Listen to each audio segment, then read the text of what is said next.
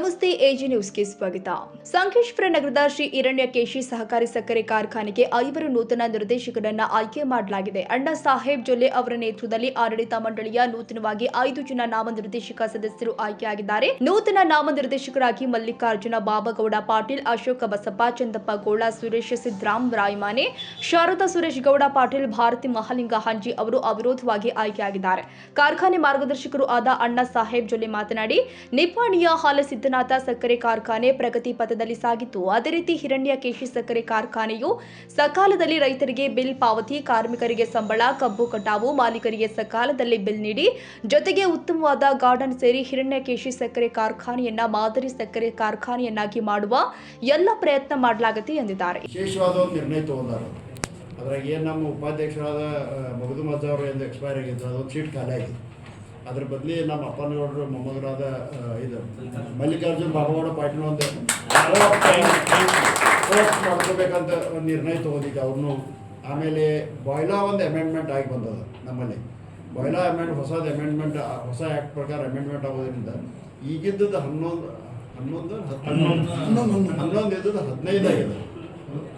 15 directors ಆಗಬೇಕಂತ amendment ಆಗಿ ಬಂದದ್ದು. ಅದರಲ್ಲಿ 2 ಮಹಿಳಾ ಮತ್ತು 1 SC ಇರಬೇಕಂತದ್ದು ಆಗಿ ಬಂದದ. ಅದ್ರ ಸಲುವಾಗಿ ಅದು ಕೂಡ ಅಮೆಂಡ್ಮೆಂಟ್ ಆಗಿ ಬಂದದ್ದು 21.1 ಆ್ಯಕ್ಟ್ ಮತ್ತು ರೂಲ್ಸ್ ಪ್ರಕಾರ. ಈಗಿನ ಇಲೆಕ್ಷನ್ದಾಗಂತೂ ಆಗುತ್ತದೆ 15.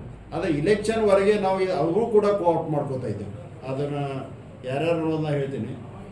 ಈಗ ಜನರಲ್ದಲ್ಲಿ ಒಂದಂದ್ರೆ ನಮ್ಮ ಅಶೋಕ್ ಬಸಪ್ಪ ಚಂದಪ್ಪ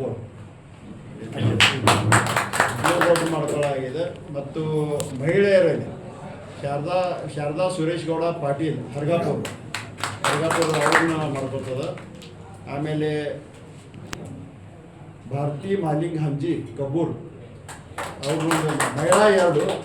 ಮತ್ತು SCದಲ್ಲಿ ನಮ್ಮ ಸುರೇಶ್ ಸಿದ್ರಾಮ್ ರಾಯಮಾನೆ ನಿಪ್ಪಾಣಿ ಅವರು ಇವ್ರನ್ನ ಮಾಡ್ಕೊತಾರೆ. ಹಿಂಗೆ 5 ಜನ ಇವತ್ತು ಕೋಆಪ್ಟ್ ಮಾಡ್ಕೊಂಡೇವ್ ನಾವು. ಅವ್ರ ಮುಂದಿನ ದಿನಮಾನದಲ್ಲಿ ಇಲ್ಲಿ ಎಲ್ಲರ ಸಂಘಟ ಜೊತೆಗೆ ಕಾರ್ಯನಿರ್ವಹಿಸ್ತಾರೆ ಅಂತ ಹೇಳ್ತಾರೆ. ಈ ಸಂದರ್ಭದಲ್ಲಿ ಕಾರ್ಖಾನೆಯ ಅಧ್ಯಕ್ಷ ಬಸವರಾಜು ಕಲ್ಲಟ್ಟಿ, ಉಪಾಧ್ಯಕ್ಷ ಅಶೋಕ ಪಟ್ಟಣಶೆಟ್ಟಿ, ನಿರ್ದೇಶಕ ಮಂಡಳಿ ಸದಸ್ಯರು, ಸ್ಥಳೀಯ ಮುಖಂಡರು ಹಾಗೂ ಸದಸ್ಯರು ಹಾಜರಿದ್ದರು. ನೂತನವಾಗಿ ಆಯ್ಕೆಯಾದ ನಿರ್ದೇಶಕರಿಗೆ ಅಭಿನಂದನೆ ಸಲ್ಲಿಸಲಾಗಿದೆ. ಕನ್ನಡಿಗರ ಮೆಚ್ಚಿನ ನಿಮ್ಮ ಎಜೆ 24/7 ನ್ಯೂಸ್ ಕನ್ನಡ ವಾಹಿನಿ ಇದೀಗ ಟಿವಿಯಲ್ಲಿ ಲಭ್ಯ. ವೇಳೆ ನೋಟಿಸ್ ಕೊಟ್ಟಿದ್ರೆ ವಾಪಸ್ ತಗೋತೀವಿ. ಇವತ್ತು ವಕ್ಫ್ ಪ್ರಾಪರ್ಟಿ ಅಂತೇಳಿ ಬರ್ತದೆ ಅಂತ ಹೇಳಿದ್ರೆ ರೈತರು ಬೀದಿಗೆ ಬಂದು ಏನ್ ಮಾಡ್ಬೇಕಾಗತ್ತೆ?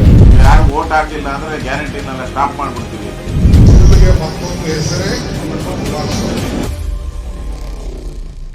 ಕರ್ನಾಟಕ ಮತ್ತು ದೇಶ ವಿದೇಶ 360 ಡಿಗ್ರಿ ಸುದ್ದಿ ಹಾಗೂ ಉತ್ತರ ಕರ್ನಾಟಕ, ಬೆಳಗಾವಿ, ಬಾಗಲಕೋಟೆ, ಧಾರವಾಡ, ಹಾವೇರಿ, ಗದಗ, ಬಿಜಾಪುರ ಜಿಲ್ಲೆಯ ಕ್ಷಣ ಕ್ಷಣದ ವಿವರವನ್ನ ಪಡೆಯುವುದಕ್ಕೆ ಎಜೆ 24/7 ನ್ಯೂಸ್ ಕನ್ನಡ ವಾಹಿನಿಯನ್ನ ಲೈಕ್ ಮಾಡಿ, ವಿಡಿಯೋಗಳನ್ನ ಶೇರ್ ಮಾಡಿ, ಕಮೆಂಟ್ ಮಾಡುವ ಮೂಲಕ ನಮ್ಮ ವಾಹಿನಿಗೆ ಸಹಕಾರ ನೀಡಿ ಮತ್ತು ಚಾನೆಲ್ ಅನ್ನ ಸಬ್ಸ್ಕ್ರೈಬ್ ಮಾಡಿ.